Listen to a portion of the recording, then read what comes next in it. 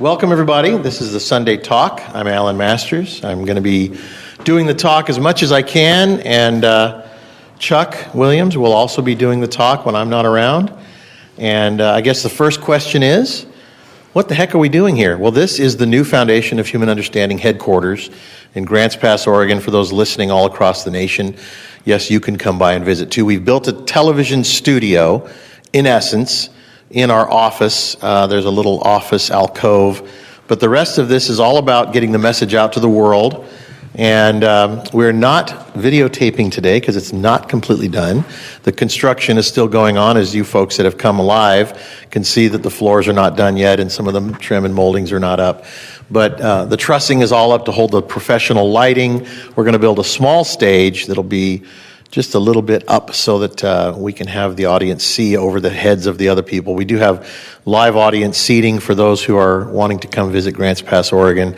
It's just a small audience, so we will probably not do seminars in here. If my dad wants to do seminars, we'll rent a facility. We did rent a movie theater one time. It was pretty cool. And literally cool because they have good air conditioning.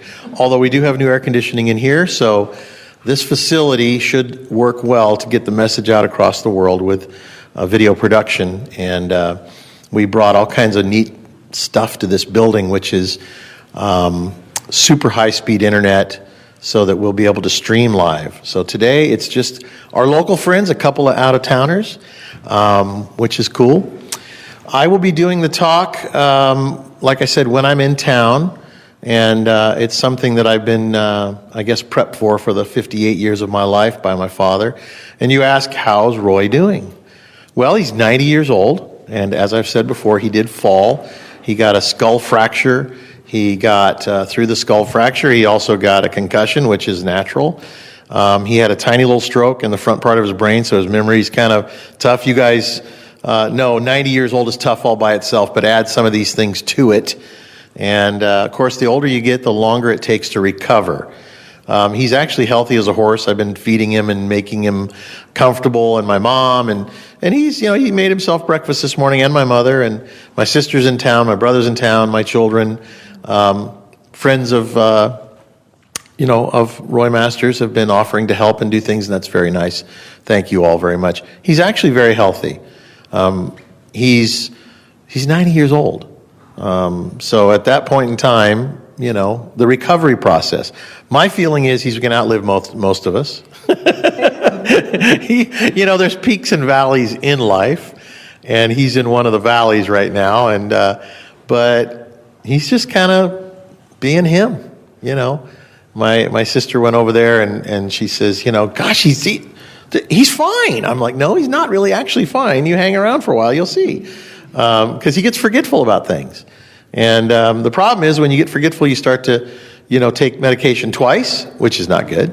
So we're kind of responsible for that. And, he's not the best cook, So for a number of years, he's been cooking for him and my mom. And I think my mom's probably had avocado toast probably 8,000 times. He's really good at squishing up an avocado and putting on a piece of toast. But she loves it. And I'm like, Dad, how about an omelet with some, mushrooms and cheese? And, oh, that's delicious. So I spent about 3 weeks living with him, and it was fun. And every day he would tell me how fun it was to have me around, and I cleaned and I cooked and I did everything I could possibly do. And then I got to go back to work, and my sister does some of it, my brother Michael does some of it, and now my sister has some of her folks that work with her that are helping out. And yesterday they had a birthday party for my sister's daughter, Alexandra, her 21st birthday. And my sister brought about 8 of her workers, her partners over.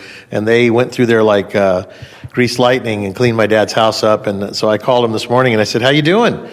He says, oh, I can't find a damn thing. I'm like, what do you mean? He says, they've moved everything. And I'm like, well, they cleaned up and they put things away, So it's kind of fun. I was there, so I know his routine is he uses the same egg pan or the same pan, and it's always right in the same spot. And you move it, and it's like, it's gone. Someone's stolen it. And I go, no, Dad, nobody steals a pan. But anyway, he figured it out. Silverware or something was put away. Novel thing to put things away. Anyway, he's doing fine. My mom, she's 87. She's got a little dementia. She has a bad memory. But for those of you who know her, she just keeps on going everywhere he goes, tells him how handsome he is all the time, which is really funny. And if a woman walks in the room, she gets mad. She's jealous. That's all there is to it. But, we're just going through this little tough time with him because if any of you fell and cracked your skull, by the way, he didn't tell anybody. He's a tough guy, so he didn't tell anybody. I might have told you this a couple weeks ago when I did the talk. He just recovers. He fell one time about 10 years ago, broke his shoulder, didn't tell anybody. So if you've noticed, he's got one shoulder that's down a little bit. And, when they do x-rays or CAT scans or any of these things, they're like, oh, you broke your shoulder. Oh, I did? He's a tough guy. So I kind of believe that some of the doctors are good for some things. And he just doesn't like going to doctors, and he's been to his fair share of doctors. And anyway, so that's kind of the update on Roy Masters, my father. I'm honored to be able to sit here and talk to you folks. I do work in the world of thought leadership, and I guess it's kind of natural with entrepreneurs and magazines, and I've worked for a number of top magazines in the world. And what I find is that today's topic is a perfect way to start out kind of, I guess, my series of talking about things that I'm learning in my life that are the same kind of things that you folks are learning in your lives, which is, first of all, you've got to become aware. Because even when you're driving a car, if you're not aware, you're going to run right into somebody else. You're going to run right into the wall. You're not going to go where you want it to go because you're driving asleep at the wheel, in essence. And that's life. So when I'm dealing with some of these amazing, entrepreneurs, I guess I can say that, I interviewed a bunch of surfer guys. Come on in, have a seat. And because I was at the U.S. Open of Surfing, and it was in Huntington Beach, and they asked me to interview the founder of Quicksilver, which is, they make board shorts. And it's like, okay, so they make shorts. No, they do $3.5 billion a year in shorts. And I interviewed the founder's son of Vans shoes, $2.5 billion. Or maybe I got those two backwards, but either way, billions and billions of dollars. And then I interviewed the founder of Reef Footwear, which is like sandals, and they do hundreds of millions of dollars. And I ask all these guys the same kind of questions I might ask all of you folks, is what do you attribute your success to? And it's really funny. It's always very, very simple. It's once you become aware, you can start living your life. So today we'll just talk about some of what we need to do to become aware, okay? And I'll talk to you about the simplicity of the answers that those guys gave. And you know what? Since my phone just made a noise, how about we all turn off our phones, and or not off, but put them on silent. And but it boils down to a few simple things. First of all, you have to recognize that you've been traveling down the road of life asleep at the wheel. And I think that people that are listening to this talk and the folks that are here in the audience already recognize that we've got to wake up. We've got to wake up. What can we do to wake up? Well, we hear this guy Roy Masters on the radio, some of us for our entire lives, some of us for, like Connie Derrick, who's sitting in the front. You still buy Connie Derrick, right?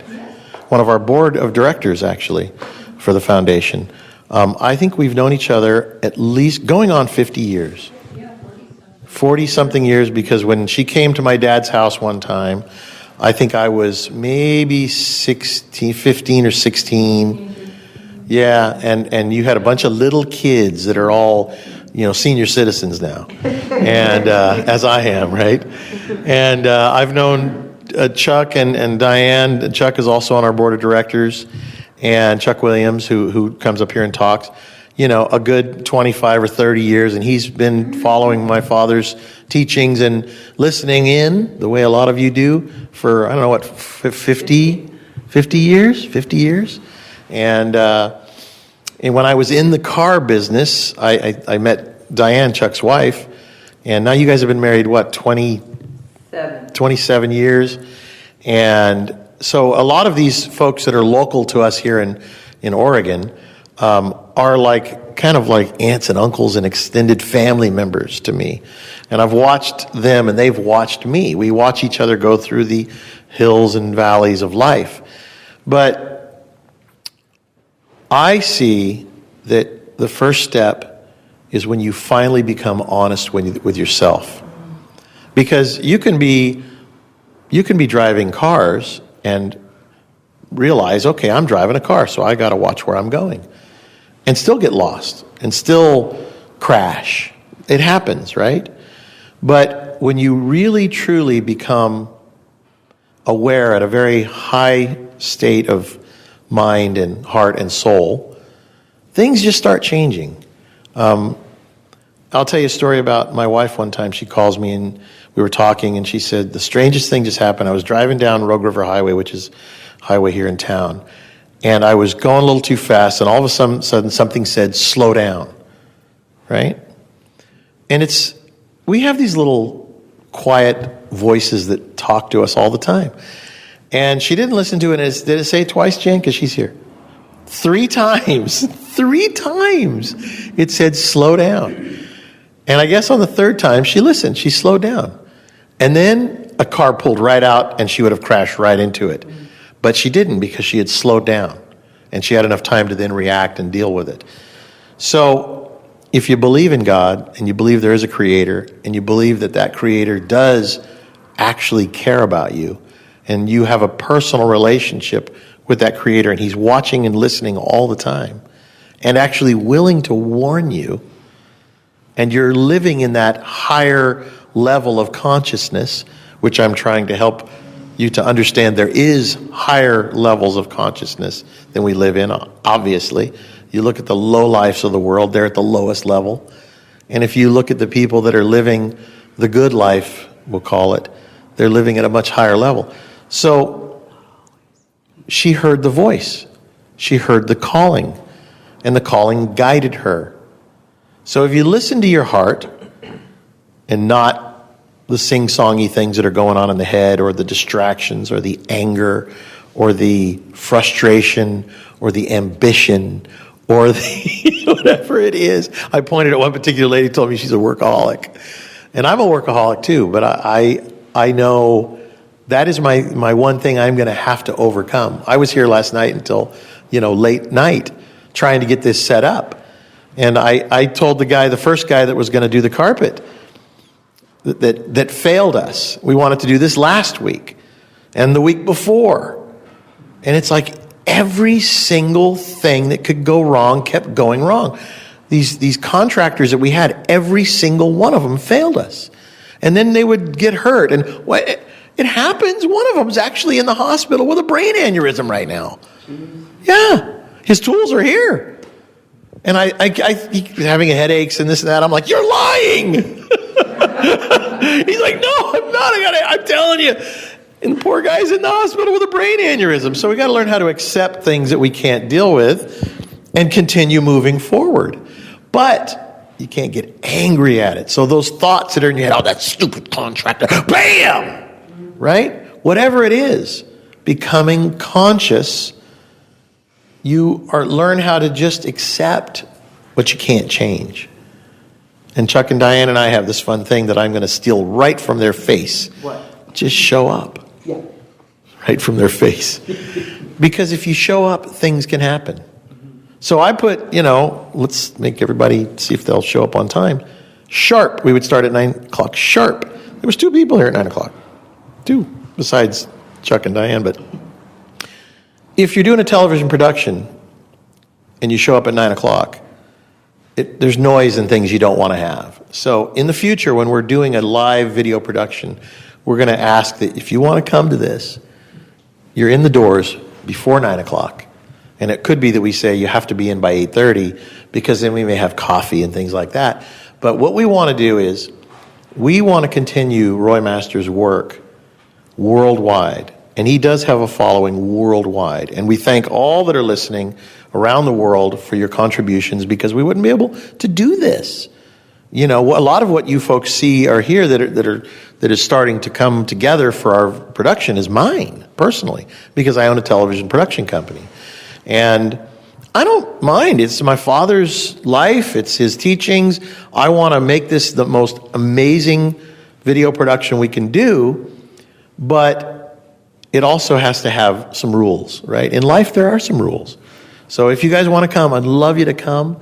As we continue, you're going to see this evolve into a television set, and we're going to have it to where you folks that are listening all around the world can Skype in, and the audience will actually see your face, and will see your face, because if you know what Skype is, it's the little camera on your computer that can see you, and then you'll see us, and there'll be a screen and screen. And we're going to make this much more interactive. We live in a world of technology. Let's take advantage of it. And so right now we're not taking total advantage of it because we're not filming this. And I'm totally okay with it. I want to just make sure that we get going again. We sold the building. It was my building. I sold my building, I should say. And I bought this facility here. And we moved the FHU into this cool little place. And we're fixing it up to where, yes, there's 25 people here-ish. But it's going to reach 25,000 people when it's all said and done. So everybody wants to be a part of something, and why not be a part of something with values and morals and principles and that give a damn about each other and this world that we live in. And that's what my father's tried to do. What a rebel he is. Doesn't give a crap what anyone thinks. You know that. Mm-hmm. That's what it takes sometimes in life. If you're so worried all the time about what is he going to think, what is she going to think, what is my audience going to think? I mean, I made a life for myself with a fake name outside of my father's life. When I was 25, 32 maybe, let's see, let me get their name, 25 years ago-ish, the economy went down, my business went down, I fell on my face, chipped my teeth, skinned my knees and my elbows and my nose, and I started doing a little radio show. One thing led to another. My brother Mark comes in and says, too many masters on the radio, pick a stage name Alan, pick a stage name David. Diane got married, so she had her own. Michael didn't care to do radio. So I picked this crazy name, Alan Taylor, because I thought Tim the Toolman Taylor was funny. Tim Allen, the comedian. His real name's Tim Dick, just so you know. So he had a right to change his name. But I went out into the world with a fake name, using the principles that my father had taught me and what I had learned through my failures, which are actually the most important part of your life. I learned what are the most important things, which is, first, show up. So I used to be on ABC. I still am on ABC every year on started out with Regis Philbin, Regis and Kelly, and in the year 2000. And I was asked to be on to be a car expert. And it was interesting. I didn't know what I was going to do. 6 million people were going to be watching. And #1 television show in the morning in America. And you have the guy that has got the Guinness Book of World Records for being on live television more than anybody, Regis Philbin. And here I am, some dumb schmuck from Grants Pass, Oregon, who owns a wrecking yard and likes cars. But they saw that I had knowledge about cars, so they wanted a car guy. Somebody said, hey, have you ever been on TV? And I went, yeah. Well, I guess I had a camera pointed at me. But I didn't know what he was going to ask me to do. So always, I was the kind of guy, I'll do whatever you need to do. And so he's on the cell phone and he says, yeah, I got a guy perfect for you. I had just started working for Motor Trend magazine. And the next thing you know, he says, all right, you're going to be on Regis and Kelly. And Kelly was brand new too. So I've been there the same amount of time as Kelly Ripa. And I was like, uh-oh, I did not know how to tie a tie because I was a blue jeans and T-shirt wrecking yard car guy. That was my mentality. Blue jeans, T-shirt, wrecking yard, cars, take them apart, put them back together, fix them. That was all I knew. But that's what they needed, somebody that knew how to do that had a good personality and a good ability to speak. So I showed up early. They said the show starts at 9, try and be here by 8. I got there at 7, an hour early, because I thought, well, I've never done this before, and I want them to see that I'm going to be there. I'm going to show up early. So what I did was, again, becoming aware, I realized that if I'm going to do a job for somebody, unlike the guy that was supposed to have our floors done for us today, who Started the job and didn't finish it. Said he had a family emergency. My guess he's probably out at the lake, but I don't know. You know what I'm saying? It's like, I told him, I said, well, we're going to do a little church service here. So I really, really, really need to get this done. And we talked about showing up, how important it is. And he told me stories about how, yeah, he shows up, he did this, he did that, and the other guys are lazy. So wait till I see him. Now, if he doesn't show me some kind of proof that he had a family emergency, I'm going to go, you, my friend, really blew it with me. But the point is, I realize that the first and most important thing in life is to just show up, right? Show up on time or early.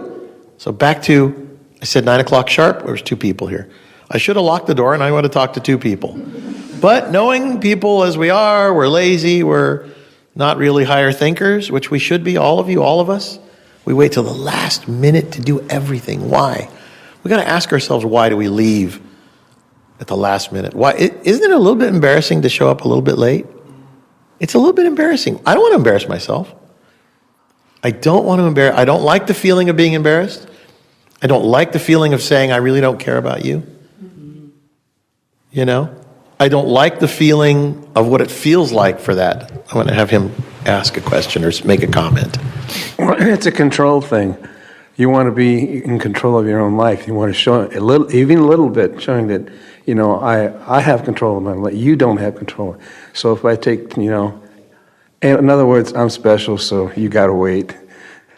But I'm not, you know. Yeah. Well, we'll be locking the doors when the TV plays. Just so you know. Thank you. But you know what it is? It's like, yeah, in Hollywood, you show up fashionably late, they say. Well, in the television world, you show up fashionably late and you don't get in. So since we're going to be looking at the fact that this production room that we're in, this facility now, is to really get that message out there. And you know how important you guys are, believe it or not? You little group of people that come here, that have been coming for years, are very important for little comments like that.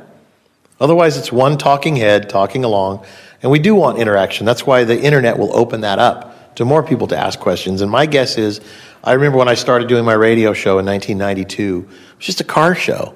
It was called Auto Talk. It was to put some competition up against Click and Clack Car Talk, right? One of the Car Talk brothers is dead now, and so Car Talk is in reruns, and it's still fabulously famous. Well, the show I did was becoming fabulously famous too. That's how I worked my way up. It was just us talking cars, being guys, playing, having fun, talking cars. Went from one station to Alan Corbett, the guy who was running the network at the time, said, this is a good show. We need to syndicate it. And then it was on 5, and then 15, and then 20, and then 40, and then 60, and then 80, and then 100. It was like 2 years, went to 100 stations. And I looked at life and I went, that's the direction I'm supposed to go. God will always show you the direction. He'll make it to where it's so obvious that, you know, you'd have to be a fool not to see it. Well, some people are fools and they don't see it because they're asleep at the wheel. They're not conscious. They're unconscious. They're walking through life just fitting into that little square box every day, going to their cubicle, doing their job, not wanting to take chances, not wanting to build their character, not wanting to have higher thinking.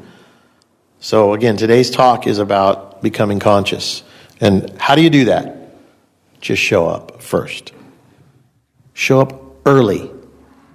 Don't show up on time. On time to me is late. Believe it or not. Because if somebody says to me, okay, the show's going to start at 9, be on time. What is on time to you? What is on time? Have you ever asked yourself, what is on time? So start out by digging into little things like that. What really is on time? Who came early today? Who came before 9 o'clock? You have a question? She has a question. Yeah, I want to say here. I've always been the type since I was small. When they say show up at 9, I'll show up at 7. Yeah. But if you tell someone else be here at 10 and they show up at 10:30, 11, what's the big deal? Calm down. You know, it's like me. I bought a gym. I've been there once. I thought if I bought a gym, I'd lose weight. It didn't work. It did not work. I didn't even show up. But I'm an entrepreneur. I'll make money on it. Don't worry about it. I actually bought it just to make some money on it, but yes. I'm more frugal than you. I just pay a monthly fee and don't show up. See? It's, much better, but you won't make money on that.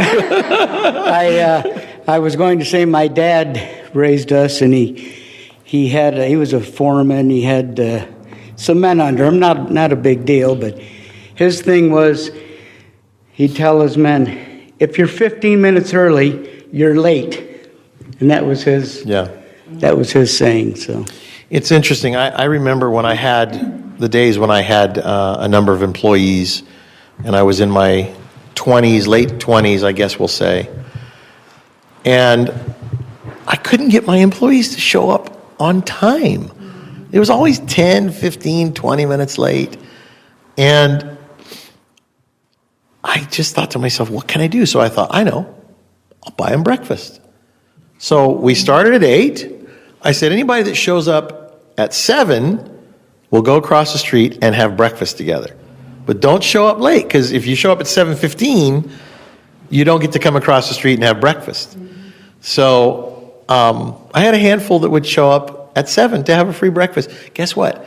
Those few minutes of extra time was the most valuable time of the day with me, because I'm a busy guy, and I don't get to talk very much with my employees and stuff while I'm doing my job, while I'm doing my radio show or navigating the business world, dealing with lawyers or dealing with helping to, put 2 Fortune 100 companies together, and I'm the kind of the conduit between these companies. So if my employee needs to ask a simple question, I just put my hand out. No, you come back later. Can't talk right now. And that goes on all day long. So those few minutes of early are the most valuable few minutes you have. And then even to stay late a little bit, right? I mean, how many people in here are clock watchers? Just curious, right? Okay. Why? Let me ask why. What do you got to do that's so important that you got to be out the door at 5 o'clock? Unless there are days you'll have things. But how about give a little extra? Do you know who notices that? The boss. The boss always notices it, yes. There was an interesting show on YouTube. This cruise ship, and they give you a lot of time to get there and just set the stage up. And this lady had 3 children on board already, but she decided to go a little bit shopping. She had an hour, right? So it's extraordinary. And the husband came, and anyway, she came half hour late, and she just screamed. She's got her shopping bag and everything right there on the dock, and she's crying.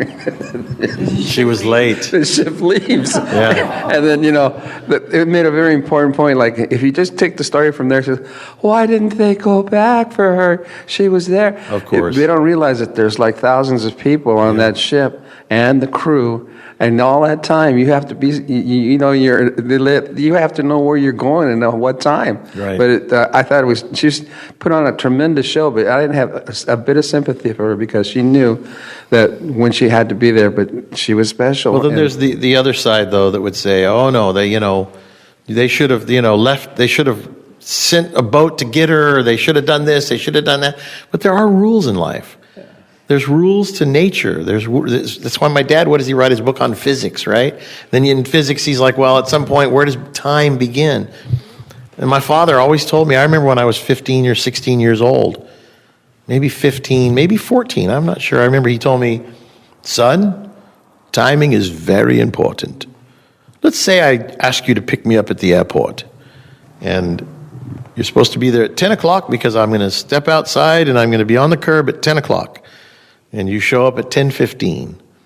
At 10:05, 2 thugs came by and shot me and murdered me and stole my watch and my wallet. And you pull up and there's a dead man.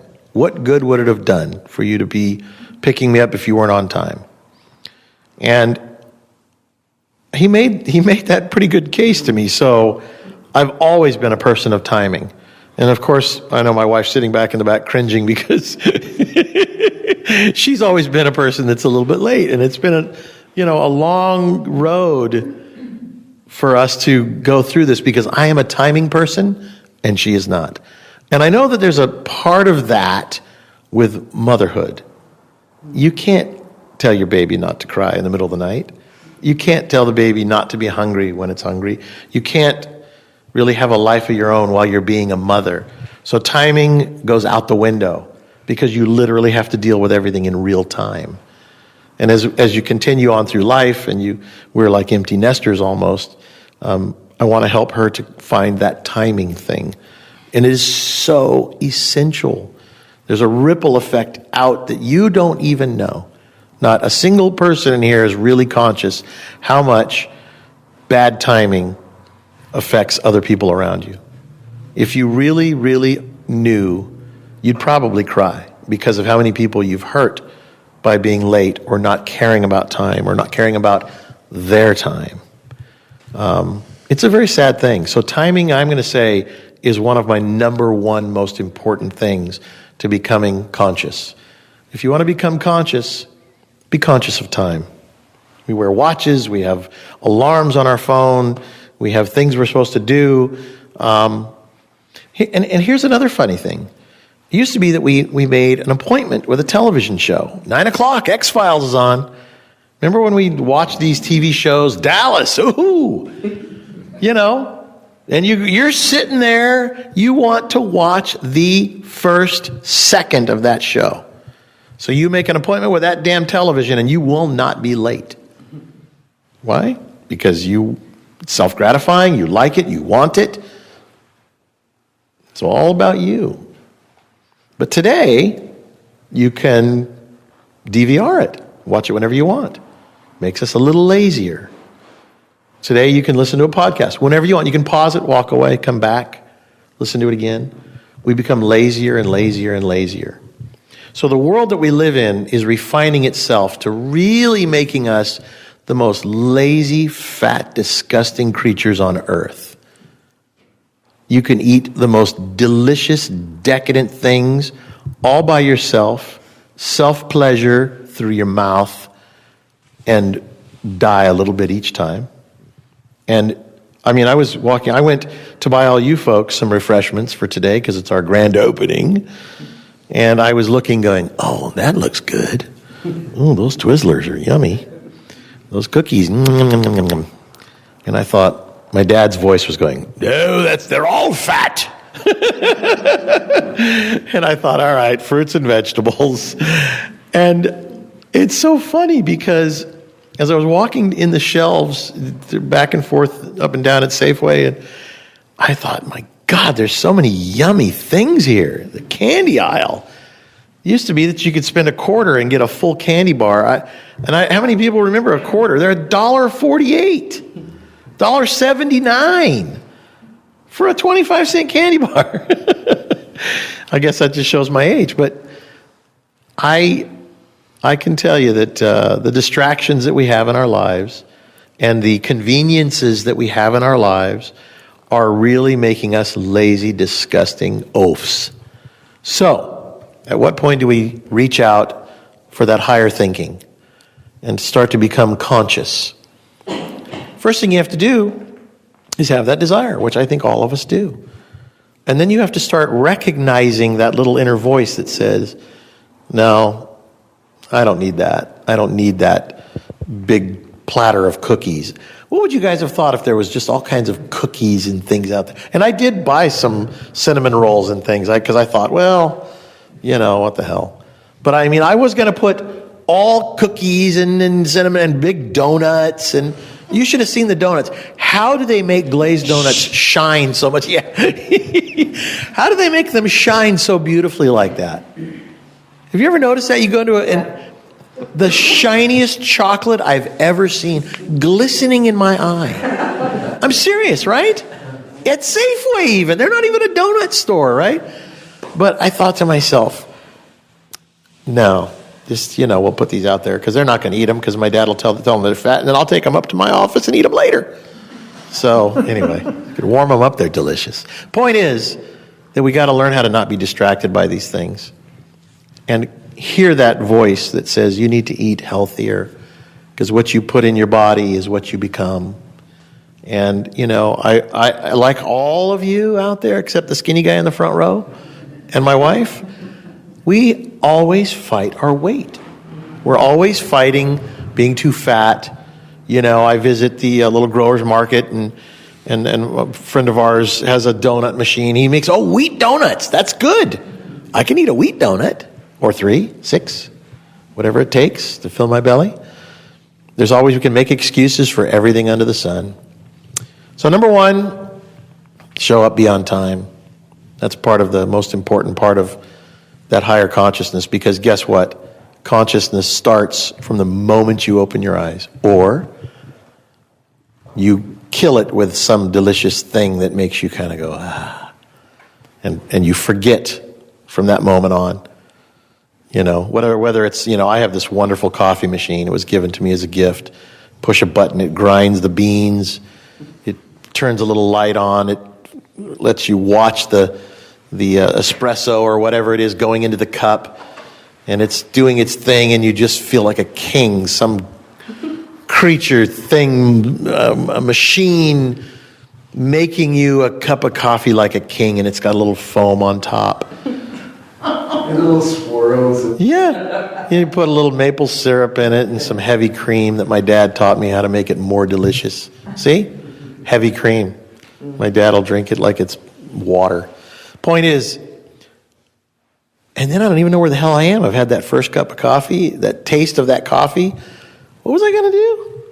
I was going to go out into the field and try and pull the weeds out of my wife's garden or wash my truck. I think I'm just going to sit here and make another cup of coffee. You know what I'm saying? I mean, it's like from the moment you start your day with all our little stupid routines that we do, we start dumbing ourselves down from the first cup of coffee, from the first wake up. And what can I do to make myself feel better? How about wake up and today make myself, not make, because you really can't make yourself be better, but how about if I set myself up to win by being aware? Just continuously, it's like a meditation throughout the whole day. Nope, I'm not going to lose my consciousness. Okay, cup of coffee, you're going to be good, but nope, I'm not going to lose my cup of coffee. I'm not going to get high on the cup of coffee. I'm just going to continue keeping my consciousness, keeping my awareness. Because what happens? Somebody pulls out in front of you on the way to work. What a jerk. There, and a finger goes up, and and then all of a sudden, bam, you run into somebody else. And then that person's going, you idiot! It's a domino effect. So keep the consciousness high. From the time you open your eyes, you're going to have 1,000 things whirling around in your head like a tornado of thought, and you just can't. You're like, I can't control it.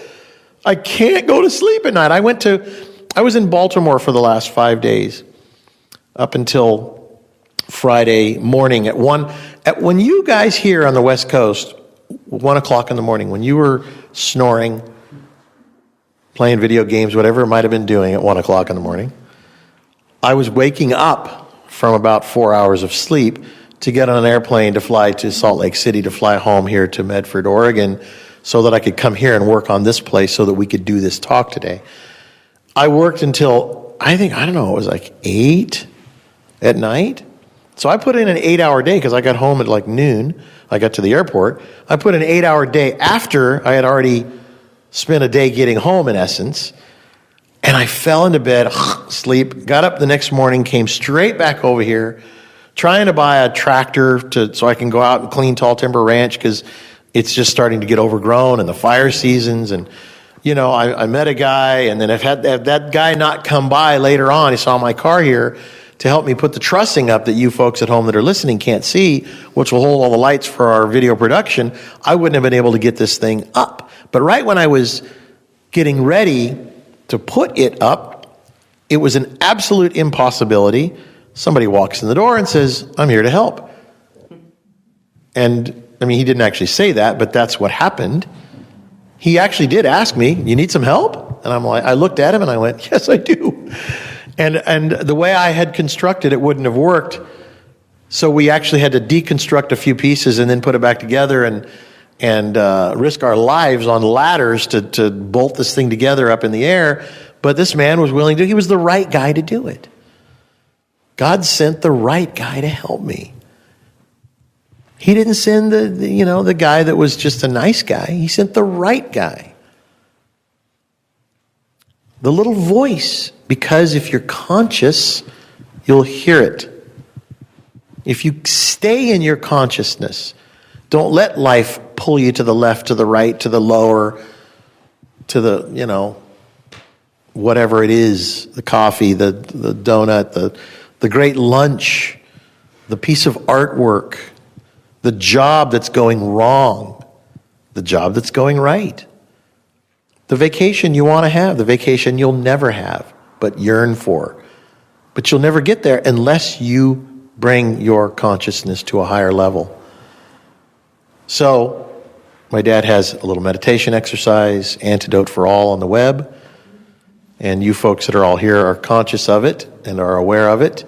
And it brings me to my next conversation with you, which is, I ask all these multi-millionaire, billionaire people, what is the one thing you do because you're so busy? Can you imagine? Look at our lives. We're crazy. Crazy, crazy, cray-cray. We can't have enough time in the day. We don't have enough time to do everything we got to do, or we have so much time we don't know what the hell we should do. Either way, we just don't have any direction. You know what they do? Every single one of them meditates. Every single one of them meditates. I talked to the guy from Bulletproof Coffee. This guy wants to live to be 180 years old. Literally said that. I go, what's wrong with 185, 190? He goes, you got to set a goal somewhere. And I'm like, okay, well.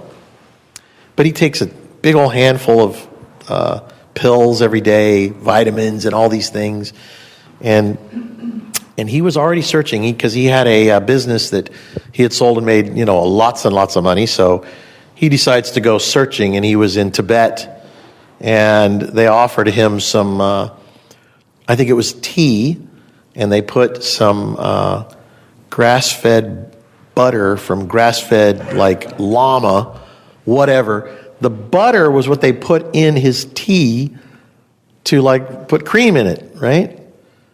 And he said, it didn't taste good. He goes, but I felt so much better afterwards. And so he makes this coffee drink called Bulletproof Coffee. You can try it. It's at Whole Foods. And he's like number one and number two both at Whole Foods because they use grass-fed beef, milk, cream, butter, and they put it in the coffee, and it's a drink. And it evidently doesn't give you a buzz or anything like that. It just makes you feel better. So he is on this journey, right? And he's got all these businesses he's doing, and the most important thing to this guy, told me over and over again, I went fishing in Alaska with him and a bunch of these other billionaire kind of guys, and they brought me for me to ask these questions. And he says, gotta meditate. He goes, you can't stay focused. You can't stay clear. And I go, well, what kind of meditation do you do? And, he's just said, I learned a meditation that we can do in 5 minutes. I'm like, damn it. My dad's got the 7-minute meditation. He beat him, right? He goes, it's just 5 minutes. It boils down to this. He wants to win. He wants to win in life. He wants to be there for his kids and his family and his friends. And he wants to be there and prove that you can live longer. But my dad will always say, live longer to be wronger. So you really also have to really hone your skills in life. You have to hone what you believe in. You have to hone what you're doing each and every day. You have to listen to your Creator who will speak His message into your heart so that when you're going to crash, you're not going to crash. When you're going to make a decision to go left or right in life, take this job, take that job, do this, do that, start this business, whatever it is, you ask it to your Father in heaven, and then you are patient. Because guess what? You're not paying your Father in heaven to give you answers. He's not an employee. There's a part of you that wants the answer right now. Just ask it. What should I do? I don't know, Father. Show me what to do. Show me the way. In your heart, not with words. You know what I'm saying. These are the little prayers you do privately and quietly. And then you just wait and watch. And sometimes the answer is no. The answer is no answer. So the answer is better do something else. Because if you really, really, really listen, if you're really, really, really open, the answer will come. Sometimes the answer is no. Sometimes the answer is yes, but. Because what did Donald Trump write the book, The Art of the Deal? You can't just say, yep, I'll do it. I got the answer from God. You heard that before, right? You know, God told me to do this. Anytime I hear that from people, I always kind of go, well, that's kind of your private thing. I don't really respect when somebody says to me, well, God told me to do this, and God told me to do that, and God told me to do this, and I hear it all the time. Because then it's the authority of God, don't mess with me. You know what I'm saying? It's like, speak for yourself. Live the life that shows that you are a man or woman of God, because your actions will show who you really are. And you don't have to lean on God. God is not a crutch. God is not a tool. Don't use God's name in vain. That's using God's name in vain. Just be. Just make your decisions. Listen to your heart. Every single one of you are receptors of God's message. Every single one of us in this world. We receive the message, and we're not supposed to go around thumping on God going, hey, God, look what I'm doing. Hey, everybody, look what God showed me to do. Then you look like a lunatic. How often do you hear my dad go, well, God told me to come here and do this? Never. Never. Is that what you said? That's funny. Because God speaks into every one of you. You know, I mean, listen, I didn't want to do this. I'm willing. I'll show up. I'll do it. I'll be open to God speaking into my heart and hopefully give somebody here or somebody listening a message that will resonate with them so that they can learn how to be a better human being, to understand life a little bit better. You know, I'm trying to help my father with his foundation of human understanding. Isn't that what it's about? Just understanding life and humanity. The good, the bad, and the ugly. So many people are asleep to this. It's like you watch what's going on in the news and you see, how could that number of people be so asleep to the insanity? I looked in the newspaper the other day and there was this picture, you know, there's the Eiffel Tower. Beautiful. It's like we all look at that and go, oh, it's beautiful. And then there's a boat going by on the river and there's a man peeing into a urinal. They have outdoor urinals now near the Eiffel Tower in Paris. Because otherwise the bums and the people that just can't help themselves pee on a tree. So let's put outdoor urinals. Well, why don't you just put toilets out there too? You know, maybe bidets are better because then there's no wiping. But you know what I'm saying? It's like, at what point do we actually go, this is insanity? But the people in France are like, cool, I got to go pee. I'll be right over there. It's crazy. It's crazy. And then I saw another crazy meme where two people standing in a urinal in a men's bathroom. One was dressed better than any of you ladies in here with high heel shoes in a beautiful pink dress, standing there peeing in a urinal because it was a man, transvestite. And another guy standing there looking over his shoulder at the camera like, oh my God. Right? So our world is so completely messed up. How do people get so far away from consciousness? Where is their consciousness? Where is it? They've traded it in. They had a Mercedes-Benz and they traded it in for a Yugo with no engine. They sit there and go, look what I got. It's the emperor's new clothes. It's absurd. So I don't get it. God gives you everything you need in these basic 10 commandments. I mean, you'd think the book of life would be a gigantic book. No, it's 10 commandments. 10 rules 5 pages, one on each side of each page. It's probably a very small, little thin book, little pamphlet. Jesus was handing out, here's 10, here's 10, here's 10. You live like this, you'll be fine. We can't even follow the 10 commandments. I'll bet there's not one person in here that can just whip them out real quick. Anybody want to try? Yeah, and none of us really even know what they are.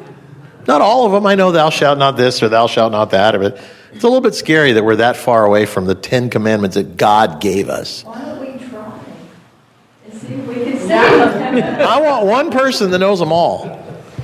We could go down the row. Yes. God gave us 2. Love God and... Hold on. Let's catch this just in case it's good. All I thought right. he gave us 2 commandments. To love God with all your heart and... Love thy neighbor as thyself. Yeah. Yeah. Yeah. Right. Well, I mean, but the point is made that we all sit here and go, oh, crap. So, I mean, you know what? I mean, it's like now we all probably have to go out and read the 10 Commandments and go, oh, yeah, I forgot about this one or that one. I can't do it either, you guys, so I'm guilty as you are. Go ahead, yes. Jesus. All right, grab the mic. Yeah. But also Jesus says in his word, I think in the Gospels, he says, if you broke them one, you've broken them all. And then he says, like, if you say don't commit adultery, but if you look at a woman, you've already committed. So Jesus goes beyond the commandments, because he says that if you take something that doesn't belong, that's still like stealing. You know what I'm saying? It's like you could say something, but you could do it in your heart. Believe me, it all is the ripple effect, like I talked about with timing. Everything you do in life has a ripple effect. Everything. Starting with the littlest things like, showing up late or showing up early. Let's look at the reverse ripple effect. Show up early with a smile on your face. What kind of a ripple effect does that give out? It says so many things. It says, I care about you so much that I wanted to be there and show up early. Showing up late says, I don't really care about you. I'm coming out of obligation, and I'd rather be doing something else. You see what I'm saying? Wow. Sometimes going early can mean Well, if you show up... compensating for... Well, so grab the mic. The point is, she says sometimes showing up early... is a compensation. Be careful of that game.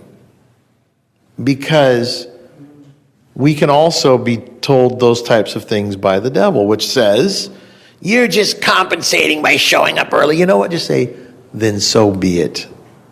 I'm going to show up early because it's the right thing to do. Because if you just think about each one of the things, let's say somebody says, hey, I'm having a dinner party tonight. We're going to serve promptly at 7, but you can show up at 5 if you'd like. That doesn't mean show up at 4 and say, hey, I'm early. By the way, maybe you show up at 4 and say, I know you're going to have a lot of people tonight, and I wanted to give you a hand, so I came a little early. That's called being gracious, right? Or you could say to yourself on the way there, because doubt is sitting on one shoulder, always saying, you're just compensating, you're really not that good of a person, I know who you really are. True. See, right? Because the little devil always wants to remind you, and we have a forgiving God. So yes, we've all made mistakes. Every single one of us. But you know what? You got to not listen to that doubt, the doubting Thomas. Go ahead. It's interesting as you're talking about this. I'm realizing that I have been told by other people, because I always have to be on time, I always have to be early, that there was something wrong with that. And now I'm seeing, and yes, I can see some other stuff there, but now I'm seeing, wait a minute, maybe they were trying to make themselves feel better for something, and I hadn't really looked at it that way before. Well, I'll tell you what, once you reach a place, and I guess I've reached it lately in my life, dealing with my dad, dealing with my wife, dealing with my children, I finally hit a place where maybe I hit that tipping point in life where I was always, crawling up the ladder of life, crawling up the side of the mountain. And all of a sudden, I hit a point where it's just flat. It's just, I'm on the plateau at the top. And everything just seems so simple to me now. I don't know why. It just seems so simple. And maybe because I gave up so much of my pride. I gave up so much of my will. I gave up doubting myself. I gave up wanting to be seen as the good son, the good person, the good this, the good that, the good driver, the good jet skier, I remember when I was dating my wife, I was on a swing. And I swung back and forth and back and forth and back and forth. I was so going up and down. And the thing, I was like almost going complete 360 over this swing. And I stopped and I looked at my wife and I go, I'm pretty good at that, huh? And she goes, you're the best swing. You can swing better than anyone. And she laughed at me and I went, yeah, that's that little boy in me that wants to be acknowledged as being, the best, right? We go through this our whole lives. We want people to see us as being good at something or the best or the winner or and of course I had these brothers and this sister that was all competition. I was number 4. So I was the little one. And Mark, of course, my brother Mark, the next one down, he didn't give a damn. He was born the king, so he knew it. But but I always wanted to be the best. And now I look at it and I go, well, do I want to be the best or do I just truly care about the person I'm with and I want to do the best job I can for them? So I've flipped it into, it's not about me anymore. They'll notice it, but it's really about, can I help you? Can I help you? Can I help you? Whoever it is. You're paying me. I'll give you an example. I just came back from helping a Fortune 100 company launch its new brand. One of America's most trusted brand. They picked me to be their voice, to MC their event. And they didn't offer me any money. But I thought, well, they pay me. They work with me. They said, well, we'll fly you out here. We'd like you to MC our event. But there was no paycheck with it. But I thought, well, they pay me money to do other things. And I guess, yeah, I'm honored to go do that. So they said, can you come out a day early? And I'm like, well, that's another day of my life. And, I'm a highly paid guy in the world that I am. And I thought, well, yeah, this is a really important thing to them. This is the most important thing to them, period. They spent $1 billion to buy this company, and they've asked me to be the voice of that brand? And I'm like, yeah, I'll come out and do that for you. So I went out a day early. I learned what they wanted me to do. I did what they wanted me to do. I was always there, always ready, not even eating. If they needed to do something, I wouldn't eat. They were like, well, everybody's in the back eating, but we need to go over this with you one more time. And I'm like, sure, no problem. We'll get you food. Well, when you're launching a $1 billion brand, things happen. I'm fat. I can handle it. So could you give me a water? That's like water. I have to have water. So anyway, I did what I did, and then I did an hour live stream thing, and it was unorganized, but I have my own clarity and my own ability to just do things that I see need to be done and not ask permission, but do what I think is right. Because in life, sometimes you have to make those decisions. Sometimes you are stuck in a situation where you can't go, well, I didn't have permission to do it, so I just didn't do it. No, you need to do what you think is right, because guess what? When the cameras are rolling, you can't go, well, I'm not sure what to do right now, so can you come over here and tell me what to do? No, I just kept on doing it. It was an hour-long live stream to millions of people out there in the world, and I did it. And I got to tell you, when it was all done, it was like the biggest relief to them, and they said, the guy came out from behind the curtain who was this producer of this live event that I did that was all choreographed, but everything went wrong. Things happened that weren't supposed to happen, and They were supposed to be talking in my ear, and they didn't talk in my ear. Like they said 3 things out of 30 they were supposed to say. So the guy came running out, and he goes, I just got to tell you, we all clapped and yelled and screamed. We were so happy. You did such a great job. Oh my God, I'm always the guy that complains, but today and I was like, well, good, thank you. I didn't get paid anything for it. So when the lady, the big boss came to me and she said, listen, you really did a great job. Thank you very much. I said, well, you got what you paid for. She says, I don't even, I imagine we paid you really well. I said, no, you didn't actually pay me anything. I said, I did it because I care about you as the brand, you as the company, you as people, and I appreciate what you've done for me to work with me these years. So I said, I did this for free. And she went, oh my God. But I gave my all. I showed up. I gave my all. And you know what I gave at the very end? Was the oh my God part of it, that they were like, this guy rocks. See what I'm saying? It's not always about money. It's about showing up, doing your best, doing what you know is right, following your heart, not always following directions, believe it or not. Sometimes you got to veer from the directions that you've been given because you're stuck in a situation where you got to do what you got to do to fill that unforgiving 60 seconds worth of something valuable, right?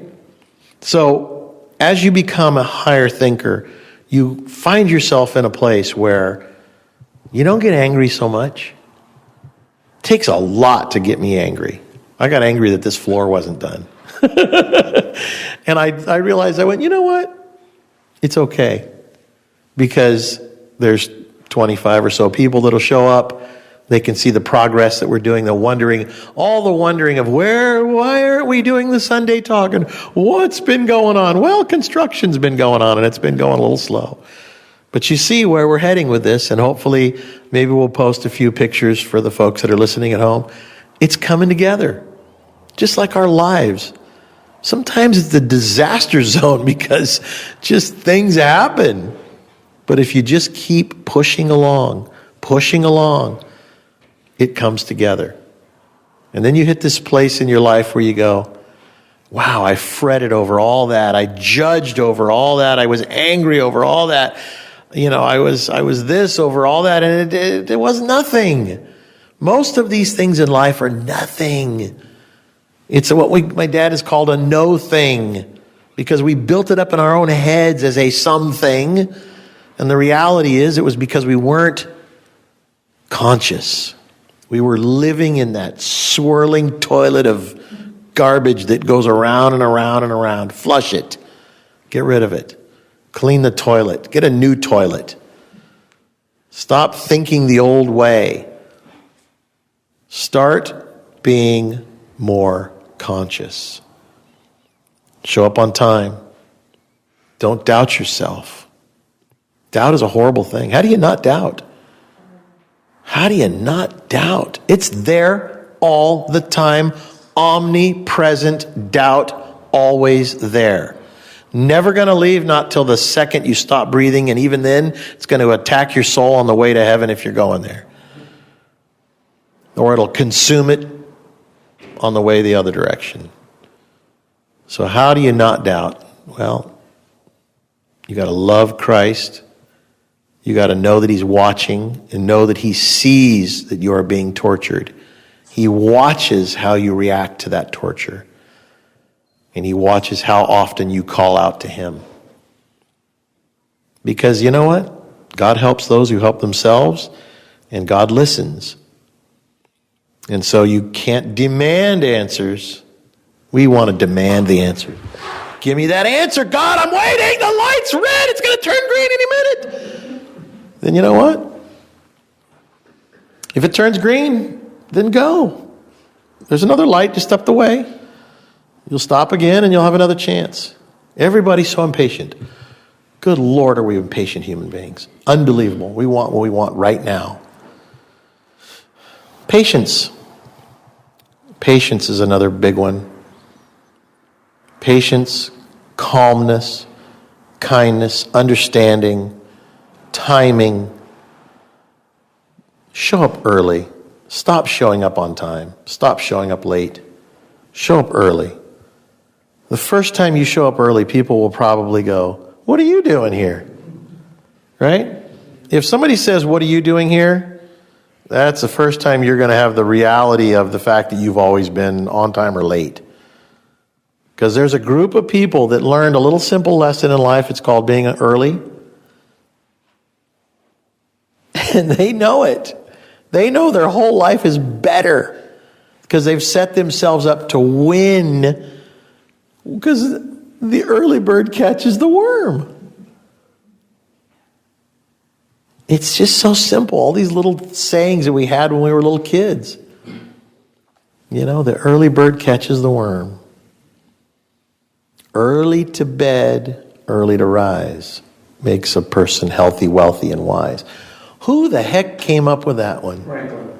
It's brilliant. Benjamin Franklin. Benjamin Franklin, thank you. Ben was brilliant in that way then. Early to bed, early to rise makes a man healthy, wealthy, and wise. How can it make you healthy, wealthy, and wise? Think about that. Doesn't just make you wealthy, makes you healthy and wise. I mean, it's brilliant stuff. Let's just go back to kindergarten and start over, everybody. You know what I mean? This is just basic, rudimentary stuff. So, I just think that, we have to forget everything we've learned along the way when it comes to, obviously not everything. That's just painting it too broadly. But for the most part, you have to be willing to just start over and go, all right. Okay, how many times have you rebooted your phone? Right? Okay, I reboot my phone all the time because it's just not doing what it's supposed to. When my computer messes up, I go, all right, guess what? Turn it off, turn it back on again. And if we have to, we'll reinstall this and we'll do that. Why don't we, I wish we could turn ourselves off. We can't though. It's that's called death. You can't, it's reincarnation. That doesn't work. You have to do that to yourself. You have to say, I am going to reinstall my thoughts of what my day should be like. And don't deal with a week, deal with a day. Start with an hour when you first wake up, then try and deal with a day. Walk before you run, then deal with a week or 2 days, and then deal with a month. And then all of a sudden it's like, man, you have relearned a higher, better way of thinking. And it's basic stuff from kindergarten. Maybe teach yourself like you're your own child. What would you say to a little kid if he was 5 years old and he said, what should I do to be a success? Well, here's what I've learned in my 58 years. Show up early or on time, but on time is like the far end of okayness. Let's start being early. Early is good. You can say a little prayer. You can have a little conversation with somebody you haven't seen for a while. You can offer to help. You can be appreciated. Right? Simple as that. Think before you do things. Just give it a little pause for a moment. That's another big one. It came to me from one of the billionaires. I said, what do you attribute your success? And he would tell me, I meditate. It's really important. They have a hobby outside usually, so I want to be a pilot. So it's so far away from what I do. I learn how to fly, learn how to work on cars. I learn how to make dolls, whatever it is. Something that is different than what you do so that it upsets your normal daily flow. Something that you don't normally do. So, but then, I hope I didn't lose my train of thought. I think I did.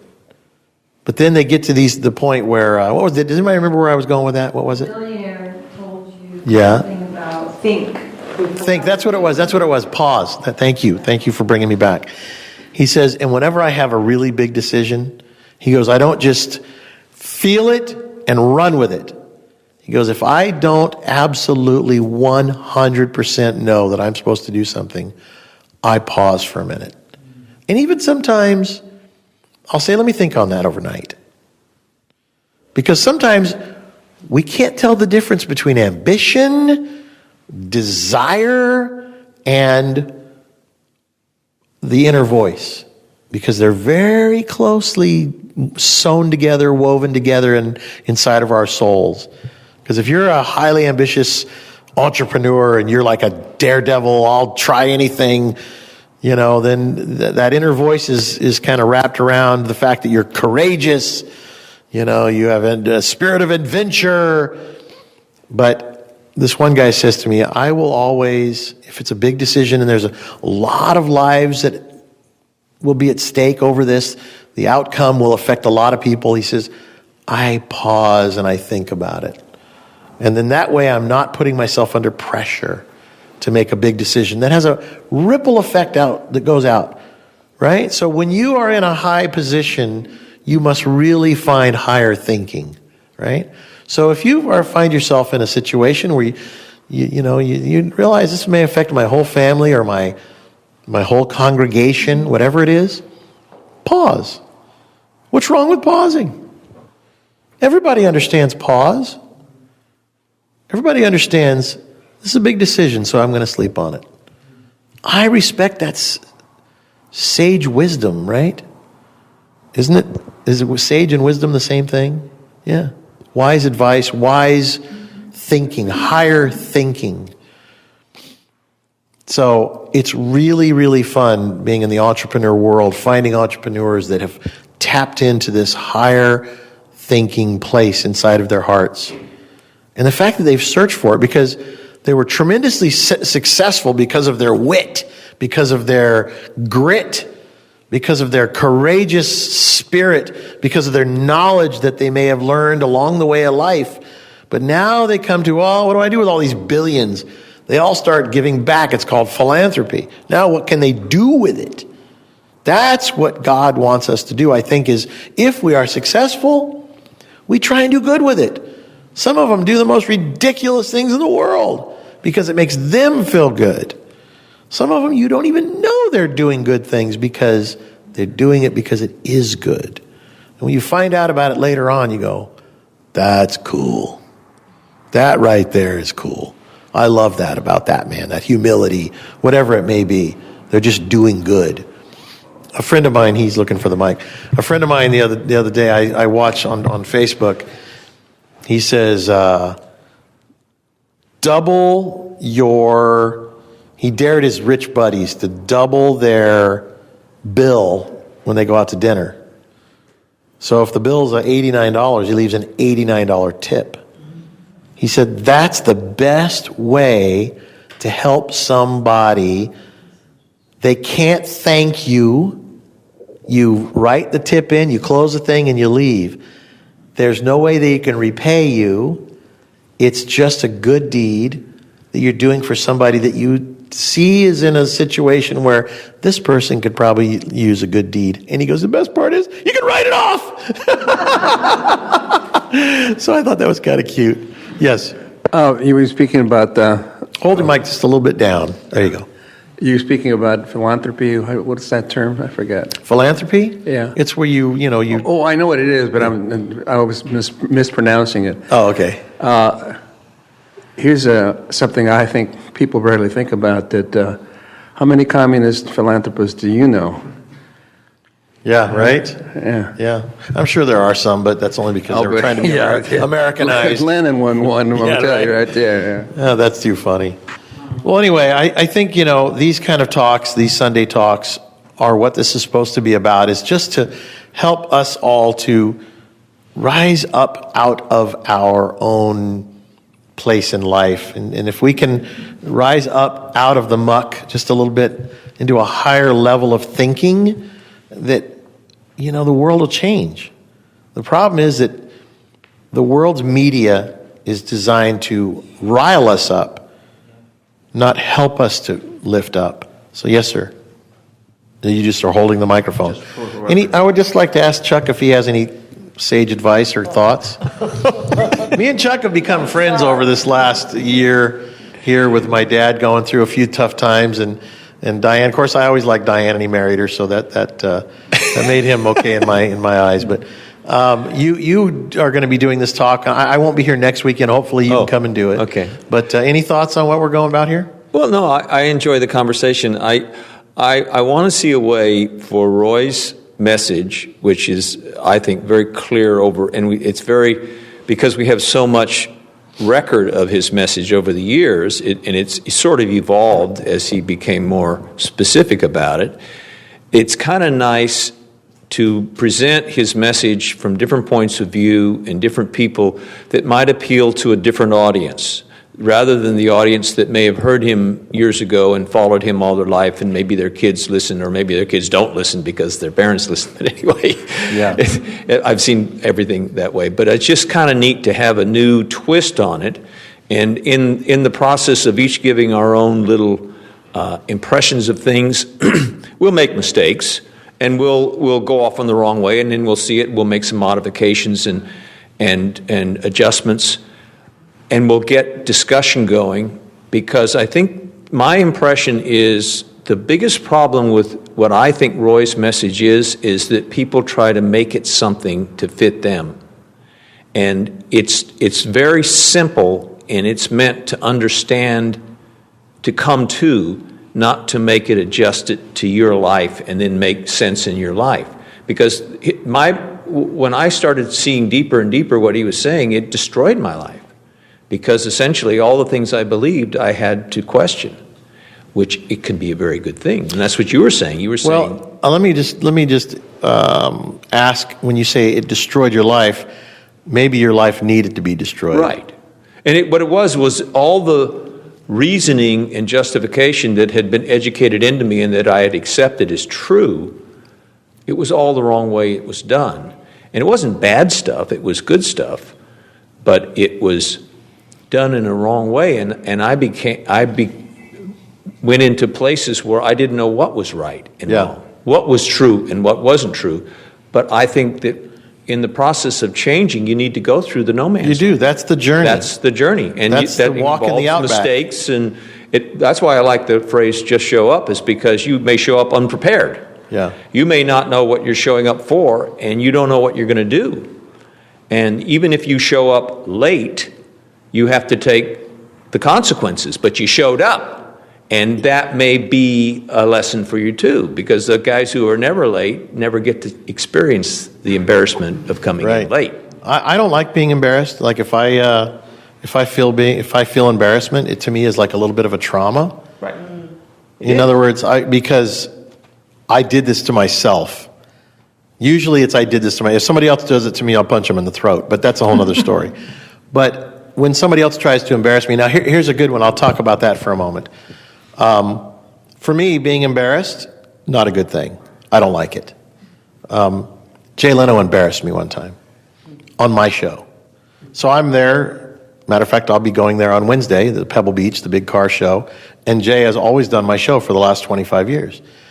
And I asked him a question that was kind of a broad question. He's a comedian. So I was the butt of his joke. He made it into, I asked him a pretty basic question. He made it into a dumb question, in essence. And I got embarrassed. He put you down. He put me down. I got embarrassed.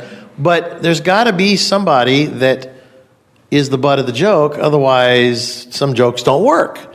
So I was so angry. I wanted to murder him. You know, if I'd have seen him in an alley, I would have taken his head off with a hatchet. This is Mr. Allen, the nice guy. I know. But I mean, I had such rage inside of me because he did it on my show, right? And it hung inside of me for a year. Like, I hate that guy. And then I saw him again somewhere, and he was as nice as he could be to me, and he told some stupid joke that I'd heard another 10 times before, and I was like, oh, he's a comedian. He puts people down. What an idiot of I that my character was so weak that I was destroyed by him because my ego was big, right? He destroyed my ego with one, because when you go up against a professional, it'd be like me trying to fight a black belt in karate. He would destroy me, right? So when I had the aha moment, the aha moment was that I had a big fat ego. And I realized that jokers joke with each other. And so, Chuck, you probably know, because my dad used to like to call you up Chuck, right? Right? That's right. Until such times as you could go, call me what you want. Yeah. I'm I not- made every excuse in the book why he would do these things. Yeah. Oh, well, it's just a Jewish thing. Because we would go down to Florida and we'd be in these Jewish restaurants because we love the food, and they'd be all insulting each other all the time. The waitress would make fun of you, and you'd say, that guy. Yeah. And it was just their way. So I had this thing in mind, well, maybe it's just Roy's Jewishness. That's why he's always saying these obnoxious things.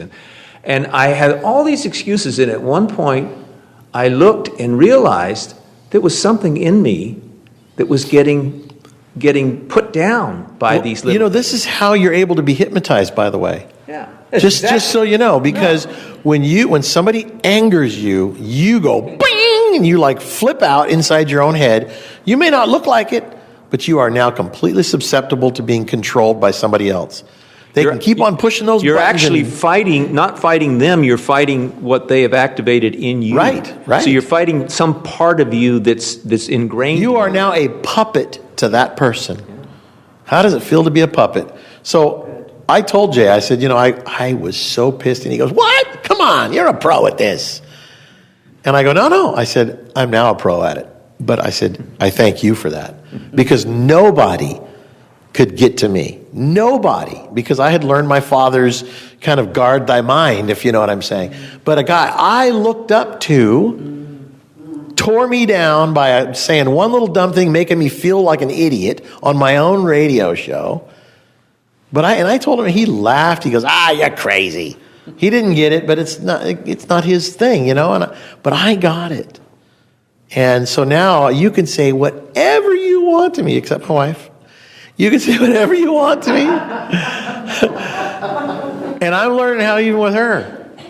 Because at the end of the day, we should not be meat puppets like that. That's what my brother calls me, as a meat puppet. Anyway, yes, let's hear from this gentleman in the back. Hold it down a little bit further. There you go. How about the phrase living in the moment? Because if you keep dwelling on the things in the past and you worry about what's going to happen in the future, you never live in the moment that you're in at that time. Yeah. Well, that's great. I was 27 years old or something, or 32 years old, and I was younger. I didn't have the opportunity to be completely destroyed yet. Listen, the best thing that can happen to you is a big, juicy-ass fight. Because then you come face to face with what kind of an idiot you are, really. Right? When you get into the worst fights, the ugliest part of you comes out. Then you get to really see who you are. Fighting with your family members, fighting with your son. Notice I'm looking at you, pointing at her. Fighting with people, because the people at home can't see that. When you have the fight with the person you really love the most, that's when you learn the most. What do you need from that person? What do you want from that person? What exchange is taking place? Living off each other like a couple of vampires until there's a fight. Then you can really, in that moment, see what the hell's going, not the heaven, what the hell's really going on between you two people.